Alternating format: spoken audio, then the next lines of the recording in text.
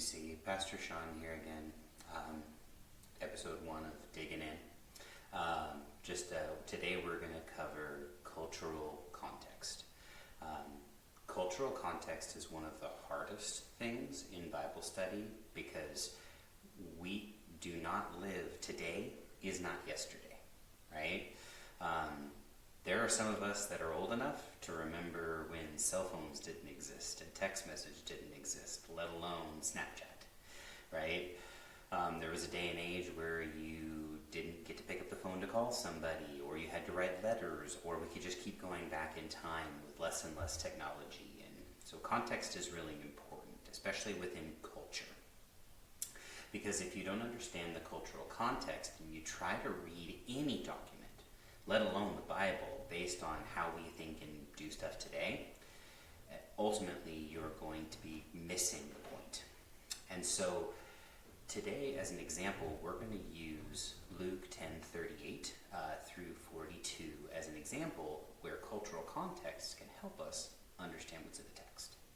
So in the story here, now as they went on their way, Jesus entered a village, and a woman named Martha welcomed him into her house. This is Jesus. And she had a sister called Mary, who sat at the Lord's feet and listened to his teaching. But Martha was distracted with much serving, and she went up to him and said, "Lord, do you not care that my sister has left me to serve alone? Tell her to help me." But the Lord answered her, "Martha, Martha, you are anxious and troubled about many things, but one thing is necessary. Mary has chosen the good portion, which will not be taken away from her." Now, Martha always gets a bad rap here. She always gets a bad rap. Because we look at it from our culture and we say, well, Martha, why don't you just sit at the feet of Jesus? Don't you understand that learning from God is more important?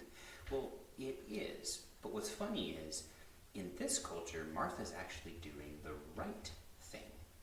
See, in her culture, it was a male-dominated society, and there was different gender roles within that society. And in that culture, the role of women was not to sit with the teacher or the guest or the rabbi to learn. It was to serve in the house, right? It was to do the dishes and clean up after everything and bring the food and cook the food and everything else. So Martha's actually complaint is culturally correct. Mary was, according to their culture, being lazy.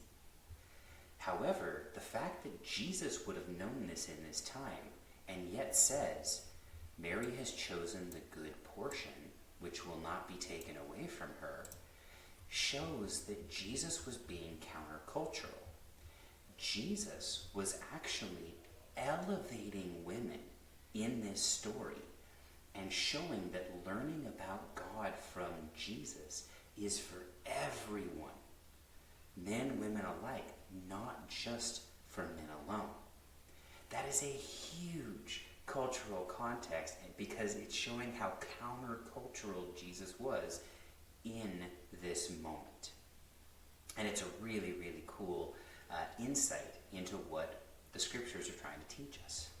But we miss it if we read our own cultural context into the culture, right? If we say, well, Martha should have had their own way, she's just complaining, right? We miss this incredible lesson that Jesus is trying to teach and this incredible elevation of position of women within society as he says, hey, everyone needs to learn about God. It's a very, very cool thing to learn based on the cultural context. So the next time that you dive into the scripture, take a moment, do a little search online about what the culture was like, and take a moment and stop and think, why are they reacting the way they're reacting? Is it based on the culture, or am I thinking that it's based on my culture? Because those are different.